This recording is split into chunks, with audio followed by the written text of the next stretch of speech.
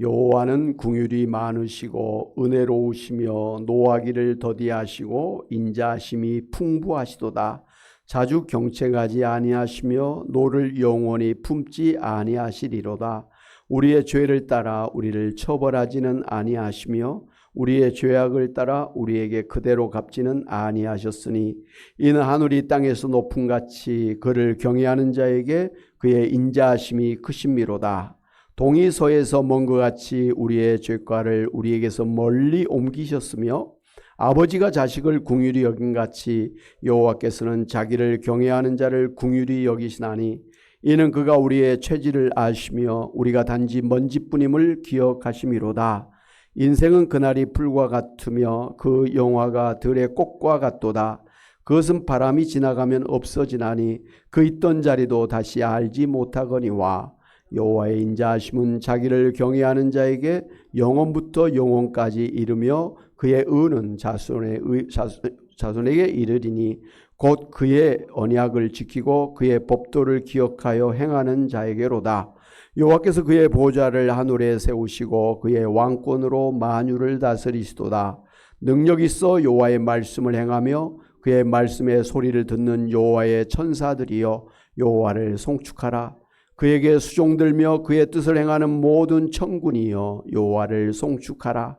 여호와의 지으심을 받고 그가 다스리시는 모든 곳에 있는 너희여 여호와를 송축하라. 내 영혼아 여호와를 송축하라. 아멘.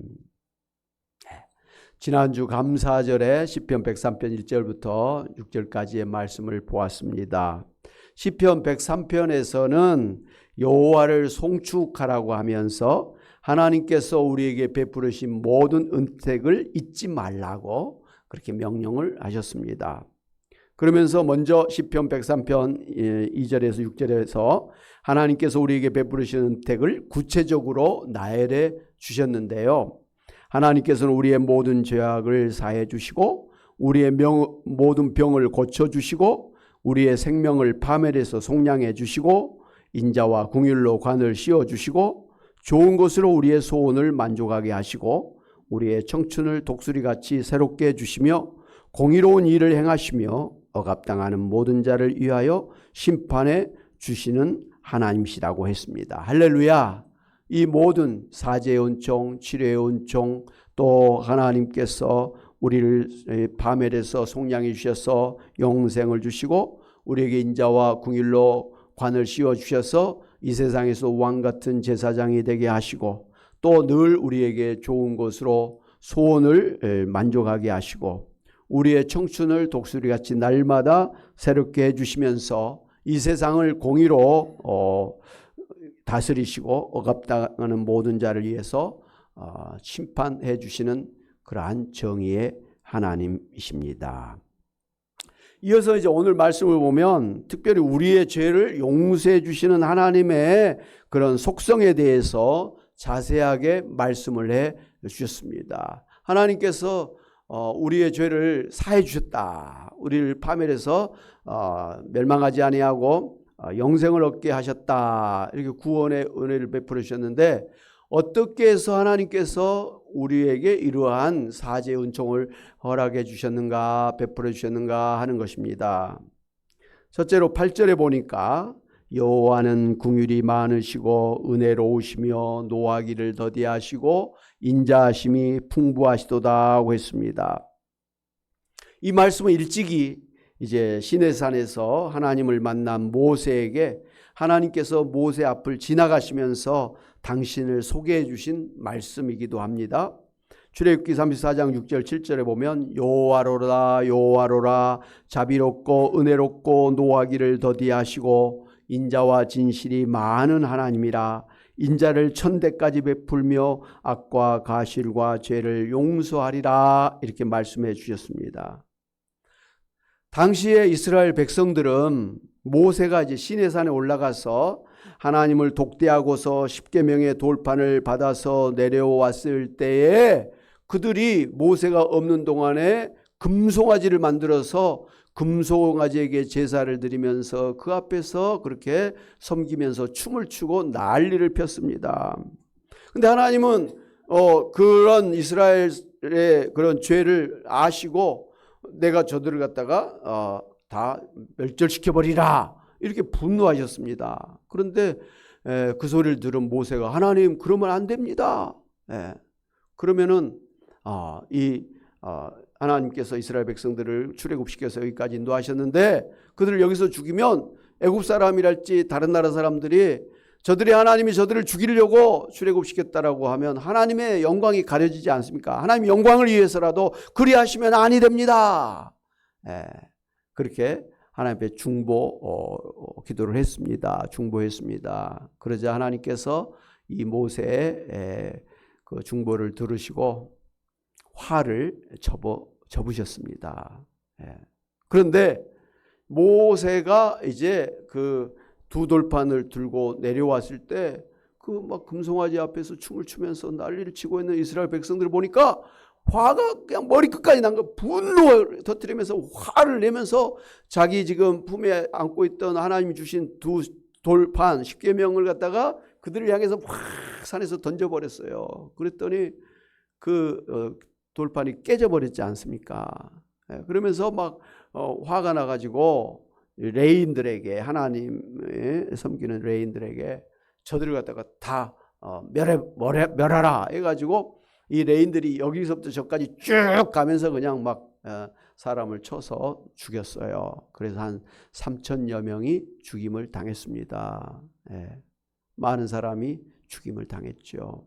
하나님께서는 이 모세의 그런 중보를 받으셔서 저들의 죄를 어떻게 보면 용서해 주셨잖아요. 그런데 정작 하나님 저들의 죄를 용서해 주옵소서 했던 모세는 화를 참지 못해가지고 그냥 죽여라 이렇게 해서 200만 명 중에서 3,000명 정도를 죽이게 되었습니다. 그런 후에 하나님께서 이제 모세를 다시 시내산에 불러들이면서 두 돌판을 깨끗하게 전문 같은 그런 돌로 준비해서 갖고 와라 이렇게 하시면서 이제 하나님께서 모세에게 바로 여호와로라 여호와로라 자비롭고 내롭고 노하기를 더디하시고 인자와 진실이 많은 하나님이라 인자를 천대까지 베풀며 악과 과실과 죄를 용서하리라 그렇게 말씀을 해 주셨습니다. 여러분, 만약에 하나님께서 처음에 이스라엘 백성들의 그 죄를 짓는 것을 금송아지를 만들어서 막 우상을 섬기는 죄를 짓는 것을 아시고 만약 그대로 심판하셨다면 그 이스라엘 백성들 중에 살아남을 사람은 한 사람도 없었습니다. 모세만 빼고 지금 그 아론과 훌과 미리암과 그 레인과 모든 이스라엘 백성들의 할머니 할아버지 어린 아이들까지 다 지금 우상 앞에서 절하고 춤을 추고 있었잖아요. 그러니까 그들의 죄대로 하나님 심판하셨다면 다 죽어 마땅한 그런 죄를 졌던 것입니다. 그런데 하나님께서 그들을 갖다가 용서해 주셨다는 것은 그야말로 오늘 하나님께서 인자와 긍휼이 풍부하신 하나님이시다. 죄악을 갖다가 천대까지도 이렇게 용서하신다. 인자를 베풀어 주신다고 말씀하신 그 하나님의 인자하심 때문에 긍휼히 여기심 때문에 저들이 살 수가 있었던 것입니다. 만약에 모세가 그 3,000명을 죽이지 않았다면 한 명도 죽지를 않았을 그런 판이었습니다. 그만큼 하나님께서 인자와 긍휼이 풍성하신 하나님이신 것을 보여준 것이죠. 여기서 이제 인자하심이라 이런 말을 하고 있는데 이건 히브리어로 헤세드라고 하는 단어인데요.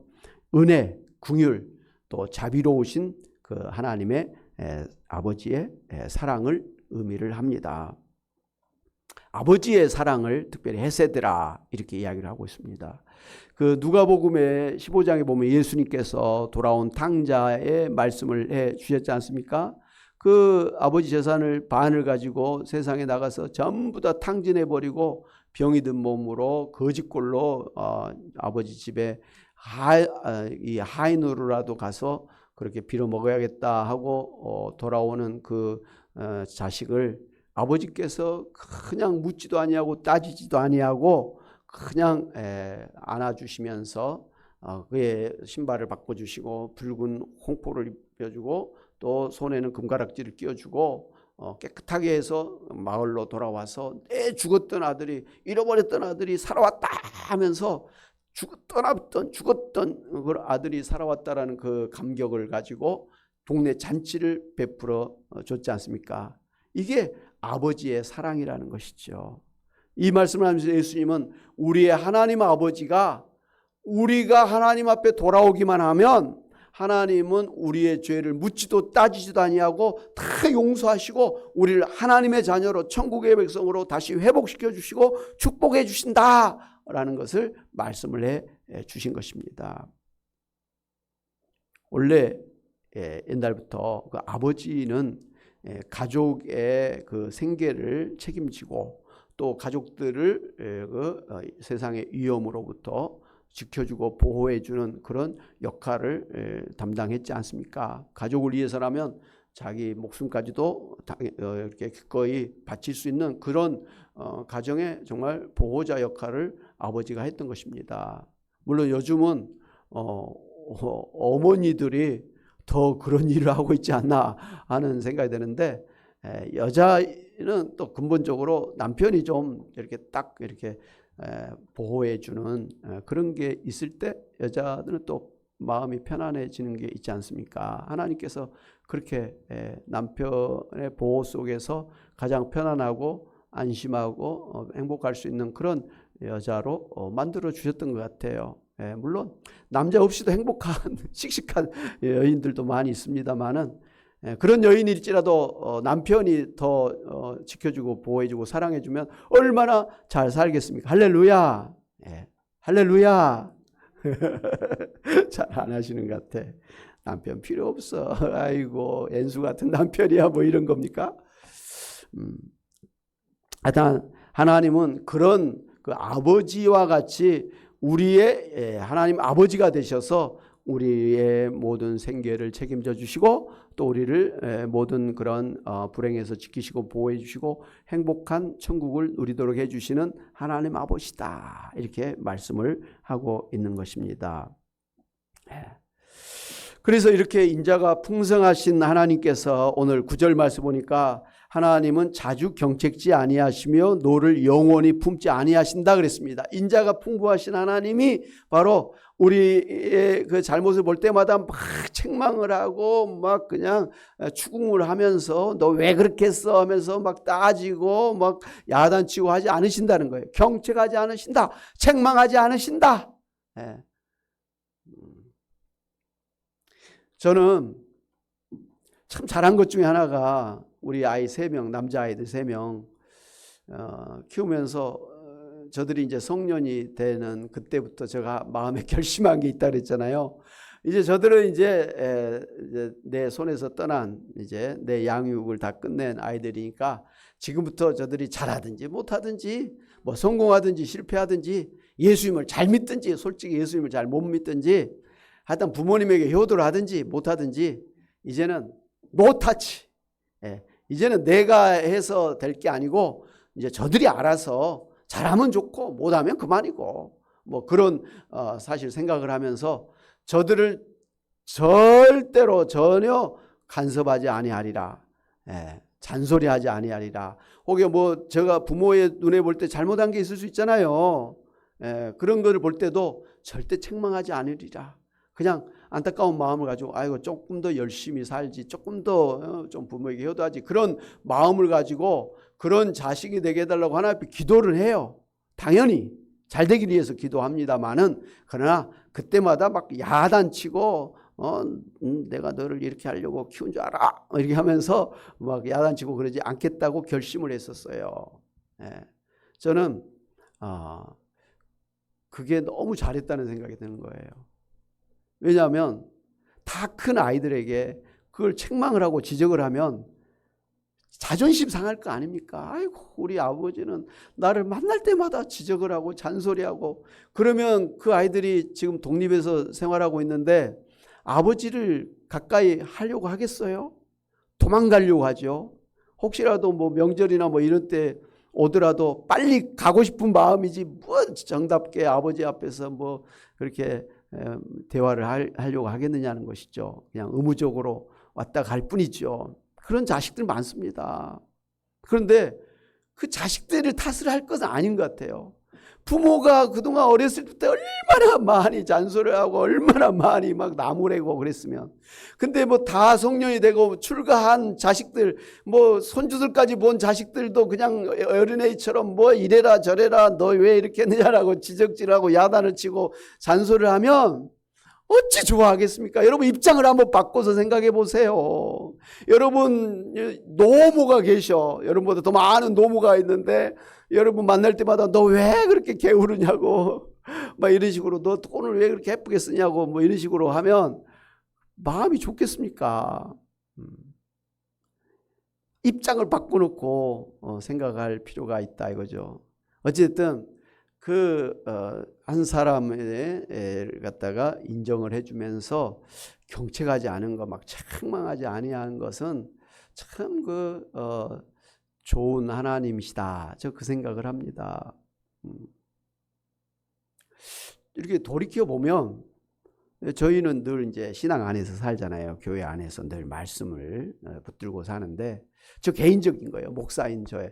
목사면 어느 정도 좀 말씀을 알고 그 말씀대로 살아야 되는 것을 기대를 하잖아요. 근데 솔직히 제가 저 자신을 볼 때 말은 잘했는데 그대로 살지 못하는 저의 모습을 보면서 참 양심의 가책이 되고 이거 이래가지고 목사가 되겠느냐 그런 자괴감도 있고 그럽니다.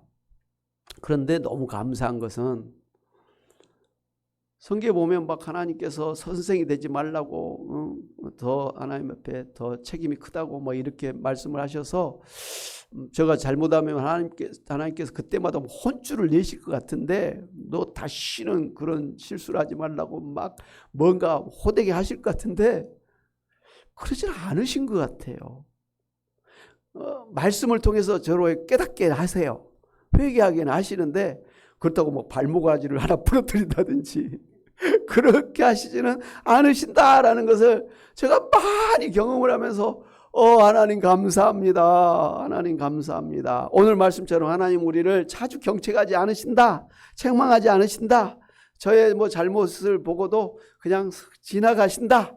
뭐 이런 느낌이 많이 들어. 그래서 하나님, 옛날에는 하나님이 되게 무서웠어요. 막 뭐 조금 잘못하면 하나님 막 벌 줄까 봐서, 내 기도도 안 들어주실까 봐서 되게 겁냈는데, 이제 가만히 지내놓고 보니까 하나님께서 그렇게 무서운 분이 아니라는 생각이 돼서 그냥 실수하고 잘못해도 그냥 하나님 좋았습니다 이렇게 하나님 앞에 그냥 편하게 나아갑니다. 그런 여러분 되시기를 바랍니다. 예. 아멘. 예. 노를 영원히 품지 아니하신다. 하나님도 진노하시는 하나님이세요. 잘못한 걸 볼 때는 진노하시고 죄를 볼 때는 진노하시는 하나님이세요. 그런데 그것을 갖다가 하나님께서는 영원히 품지 아니하시고 언제 그랬냐는 듯이 싹 지나가신다 이 말씀이 있죠. 이어서 10절에도 보니까 하나님께서는 우리의 죄를 따라 우리를 처벌하지 아니하시고 우리의 죄악을 따라서 우리에게 그대로 갚지 않으신다고 했습니다. 정말 이 말씀대로 하나님께서 우리의 죄대로 우리의 죄악대로 우리 하나님께서 우리를 심판하신다고 한다면 그야말로 모든 사람이, 한 사람도 없이 모든 사람이 다 큰 죄든 작은 죄 때문에 사망의 심판을 받아 죽을 것입니다. 왜냐하면 성경에 큰 죄를 지었든지 작은 죄를 지었든지 간에 우리의 죄값은 사망이라고 그렇게 말씀하셨기 때문에 그렇습니다. 그러니까 죄를 지은 그 죄에 대한 그런 벌은 당연히 죽음이에요. 그런데도 불구하고 아직도 저희들이 살아있다고 하는 것, 그리고 아직도 이 예수님을 믿지 아니하고 우상을 섬기고 하나님을 대적하는 그런 사람들조차도 그렇게 큰 문제 없이 살고 있다고 하는 것은 하나님께서 우리의 죄악을 따라서 그대로 지금 심판하지 않고 있다고 하는 것을 보여준 것입니다. 하나님이 정말 그냥 그 죄를 지을 때마다 그대로 심판했다고 한다면 지금 이 세상에 남아나 있을 사람이 없다라는 것이죠. 그럼에도 불구하고 하나님이 마치 우리의 죄를 모르는 것처럼 하나님이 심판하지 아니하신 것처럼 이렇게 죄를 지은 사람들이 이렇게 그대로 살고 있는 것은 하나님께서 우리의 죄를 따라서 심판하지 아니하시는 하나님이시라는 것을 보여준 것입니다. 할렐루야. 예. 이어서 11절에 보니까 하나님의 인자하심은 하늘이 땅에서 높음같이 그렇게 높다고 했습니다. 여러분, 하늘과 땅, 이게 얼마만큼? 하늘과 땅만큼. 우리는 가장 큰 거, 셀 수 없는 그런 측량할 수 없는 가장 큰 것을 너 얼만큼 나를 사랑해? 하늘과 땅만큼 사랑한다. 뭐 이렇게 하잖아요. 가장 큰 그런 크기죠. 근데 하나님이 우리에게 인자하심을 베푸신데 그 인자하심이 어느 정도냐? 하늘과 땅만큼이라는 것이죠.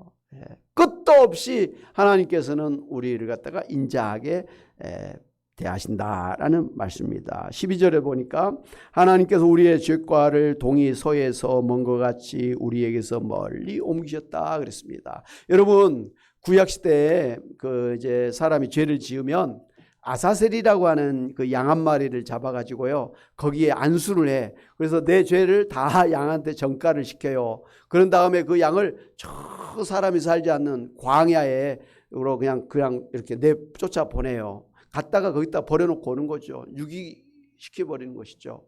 그러면 그 양은 자기가 먹을 걸 못 찾아 먹는 그거잖아요. 그러니 그 광야에서 헤매다가 죽는 거예요. 내 죄를 대신 받은 그 양을 나에게서부터 멀리 나를 찾아올 수 없을 정도로 먼 곳에다가 그냥 내보내버린 거예요. 죽여버리는 거예요. 그 죄가 나한테 돌아오지 않도록 해버린다는 것이죠.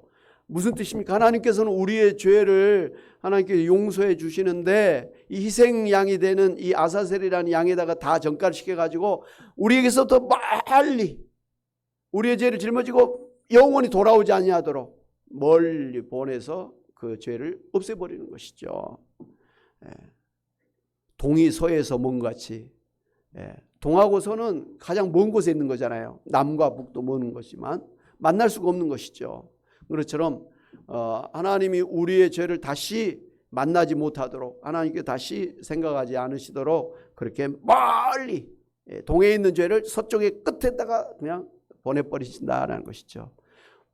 우리의 죄를 완전하게 다 용서해 주신다, 없애버리신다라는 의미를 갖고 있는 것이죠. 지금 하나님께서 우리의 죄를 용서하시는 것을 반복해서 이렇게 저렇게 지금 말씀을 하고 있는 것이죠. 이어서 13절에서는 아버지가 자식을 궁휼히 여기심 같이 하나님께서는 하나님을 섬기는 하나님의 백성을 궁휼히 여기신다 그랬습니다. 하여간 이 아버지는 자식을 위해서 그 모든 인생을 다 바칩니다. 아침부터 저녁까지 그 노동판에 나가가지고 그렇게 땀 흘리면서 먼지를 뒤지면서 일을 하는 건 뭡니까? 저 자식 먹여 살리려고 그런 거 아닙니까? 그 자식들이 잘못되면 굶어 죽는 걸 보면 안 되기 때문에 그들을 갖다 불쌍히 여기가지고 어찌됐든 잘 먹고 살도록 하기 위해서 자기를 희생하는 게 아버지의 그런 모습이죠. 근데 하나님 아버지께서 우리를 갖다가 그 아버지, 궁휼이 많으신 아버지처럼 우리를 갖다가 궁휼히 여기신다라는 말씀입니다. 이사야 49장 15절에 보면 하나님께서는 우리 부모님의 사랑에 비교하면서 이렇게 말씀하셨습니다. 여인이 어찌 그 젖먹는 자식을 잊겠으며 자기 태에서 난 아들을 궁휼히 여기지 않겠느냐. 그들은 혹시 잊을지라도 나는 너를 잊지 아니할 것이라고 하셨습니다. 저는 요즘에 그 동물들을 보거나 또 이 아이를 키우는 엄마들을 보면서 너무너무 신기해요. 뭐 꼭 엄마뿐만 아니라 동물들의 그 암컷 엄마들도 똑같은 모성애를 가지고 있다는 게 너무너무 신기한 거예요. 힘들게 먹을 것을 구해가지고 자기는 안 먹고 자식의 입에다가 속속 넣어주잖아요. 막 그 새들도 막 먹이를 막 어디서 물고 와가지고 입을 짹짹 벌고 있는 새 탁탁탁 이렇게 집어 넣어주잖아요. 한 마리 한 마리씩. 그런 게 참 대단하고 또 동물들의 세계에 보면 예를 들면 더 큰 동물이 자기 새끼를 이렇게 막 공격을 하고 있으면 그 어미가 도망가지 않습니다. 그냥 죽자 살자 막 달려듭니다. 그래서 어찌됐든 새끼를 구해내려고 하는 그 어미들을 보면서 야, 자기도 죽을 것 뻔한데 그냥 막 달려드는 거예요. 막 그것이 사자가 됐든 뭐 늑대가 됐든 그냥 막 달려드는 거예요. 한 마리가 안 되면 옆에 다른 것까지 데려가가지고 막 때로 달려들면 도망가지요. 사자도 도망가고 뭐 다 도망갑니다. 그렇게 해서 그 새끼를 구해내는 장면을 보면서 야, 이 동물들의 그 모성애도 이거 만만치 않는구나. 그런데 우리 엄마들도 마찬가지잖아요. 엄마들도 어디 가면 다 모든 관심이 있는 것 같아요. 다른 일을 하면서도 항상 귀는 열어놔가지고 얘가 조금이라도 뭐 우는 소리 한다, 아프다는 소리 하면 그냥 막 달려가고 혹시라도 무슨 쓰러질 것 같으면 빨리 얘부터 팍 낚아채가지고 살려내고 뭐 이런 모습들. 평상시 좋을 때는 엄마의 모성애가 그렇게 뭐 드러나질 않는데 아이들이 뭐 위기를 당했을 때는 엄마가 아주 헌신적으로 희생적으로 아이들을 먼저 살려내려고 하는 거. 그 차에 가끔 보면 사고가 나면 우리 아이부터 구해주세요. 헌혈해주세요. 뭐 이런 그 팻말을 붙이고 다니는 차들을 봤었어요. 아니 사고가 나면 지금 엄마도 피를 흘려 죽을 판이고 아이도 죽을 판을 뻔히 알잖아요. 그런데 우리 아이부터 먼저 헌혈해주세요. 살려주세요. 그걸 쓰고 다니는 그 엄마의 차를 봅니다. 그러면서 참 이 엄마는 정말 자기 생명을 구하는 것보다 아이 생명 구하는 걸 항상 먼저 하는구나 이런 생각을 이렇게 하면서 좀 엄마들이 갈수록 좀 대단한 것 같아요. 저는 옛날에는 아버지가 대단한 줄 알았어요. 당연히 남자니까. 근데 제가 살면서 이렇게 보면 볼수록 남자보다는 여자들이 더 이 모성애가 대단하고 자식들 사랑하는 것은 이 어머니를 아버지가 따라갈 수가 없는 것 같아요. 저는 그런 면에서 이 엄마들을 정말 존경할 수밖에 없는 것 같아요. 엄마는 참 위대하다. 여자는 약하지만 엄마는 위대하다. 아멘. 오늘 여기 계신 우리 권사님, 집사님들 다 위대한 엄마들입니다. 여러분의 희생과 헌신 때문에 자식들이 다 그렇게 지금 잘 살고 있는 것 아니겠습니까? 그런데 그런 엄마일지라도 그 자기 어떤 불가피한 사정 때문에 형편 때문에 자식을 버릴 수도 있다. 그러나 하나님은 절대로 우리를 버리지 아니하신다. 할렐루야. 어머니의 모성애보다 더 강한 사랑이 하나님 아버지의 사랑이시다. 하나님 우리를 끝까지 관심을 가지고 우리를 책임지시고 우리를 축복하신다라는 것입니다. 이렇게 하나님께서 우리의 죄를 완전하게 용서해 주시는 그 이유가 뭐냐? 그 인자하신 하나님이신데 그 하나님께서 우리를 인자하게 베푸시는 이유가 뭐냐?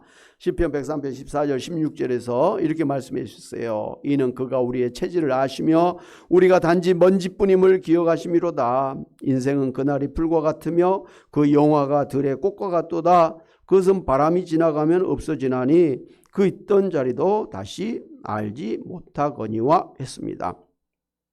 하나님은 우리를 흙으로 창조하셨잖아요. 그래서 우리가 그 육신적으로 그 굉장히 약한 존재라는 걸 이렇게 던져지면 깨뜨려지는 그런 연약한 존재인 것을 체질을 아신다라는 거예요. 우리도 우리 속의 장기에서 지금 무슨 일이 일어나는지 혹이 있는지 암이 있는지 뭐이 막혔는지 모르잖아요. 근데 하나님은 사실은 우리 MRI도 찾아내지 못하는 것까지도 하나님 다 알고 계신다는 거예요. 우리의 기도 제목이 소원이 뭔지 우리 마음속 깊은 것까지 다 알고 계신다라는 것이죠. 하나님 우리를 다 알고 계시는, 우리의 체질이 얼마나 약하고 병들기 쉽고 죽을 수 있는 그런 연약한 인생인 것을 아시는 하나님이세요. 그러니까 우리를 볼 때마다 짠하게 생각하는 거예요. 저것들이 선악과 안 따먹고 에덴 동산에서 계속 살았으면 병도 안 걸리고 죽지도 아니하고 고통도 안 당하면서 나랑 같이 행복하게 살 것인데 저것들이 죄를 지어갖고 저렇게 생 고생을 하고 있구나. 짠하게 생각한 거예요. 불쌍히 생각한 거예요.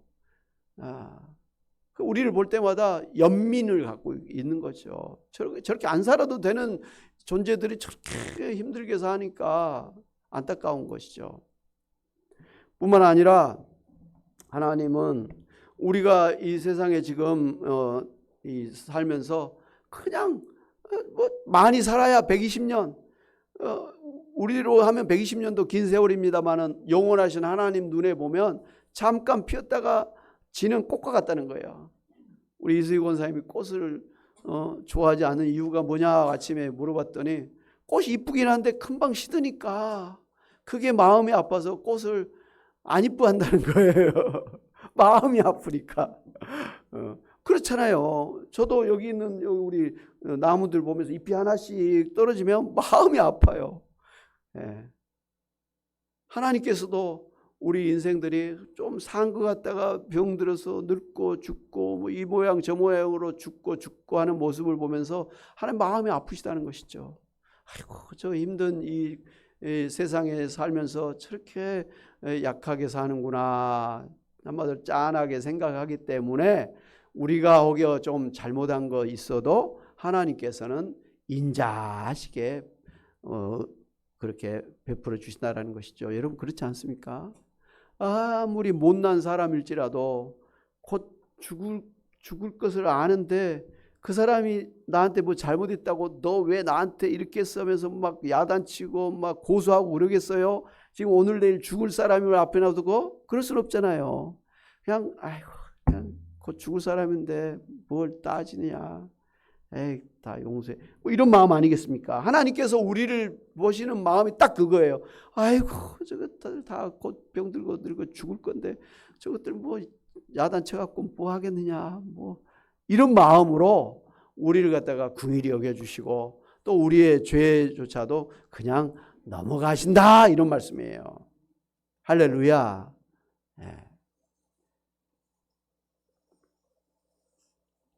이렇게 우리의 연약함을 아시는 하나님이시기 때문에 하나님 우리를 불쌍히 여기셔서 영원한 인자하심을 베풀어 주시고 우리의 죄를 용서해 주시되 오늘 말씀한 것처럼 완전하게 영원히 깨끗하게 용서해 주시는 하나님이십니다. 할렐루야. 그러므로 오늘 예수 믿고 구원받은 여러분의 모든 죄를 예수님께 십자가에서 깨끗하게 100% 완전하게 다 용서해 주신 걸 믿으시기를 바랍니다. 뿐만 아니라 지금 예수 믿고 또 이 세상 살면서 하여튼 뭐 참 실수하고 죄를 지으면서 우리가 살아갑니다. 그러나 하나님은 우리가 죄를 질 때마다 너 왜 그렇게 했어 하면서 뭐 야단치고 거기에 대해서 막 징계하시고 그렇게 심판하지는 않으신다라는 것을 분명히 아시고 참 나의 죄에도 불구하고 이렇게 용서해 주신 하나님, 저에게 인자를 베풀어 주신 하나님 감사합니다. 정말 그 하나님의 인자하심 때문에 제가 살고 있습니다. 또 하나님의 그 인자하심을 알기 때문에 제가 참 체면에도 불구하고 하나님 앞에 이렇게 나와서 또 예배드리고 하나님의 또 축복을 이렇게 또 기대하면서 기도합니다.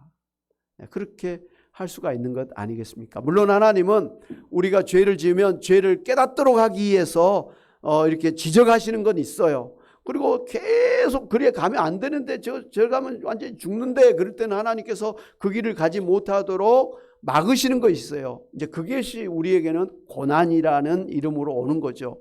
그러나 그것은 우리의 죄 때문에 그 죄값으로 때리는 게 아니라 우리가 그 길로 가면 안 되니까 그 길을 막기 위해서 우리에게 고난의 징계를 주신다라는 것을 아시기를 바랍니다. 징계를 갖다가 하나님이 나에게 벌을 주셨다, 내 죄에 지금 벌을 주셨다 생각하면 이거 이야기 안 되는 거예요.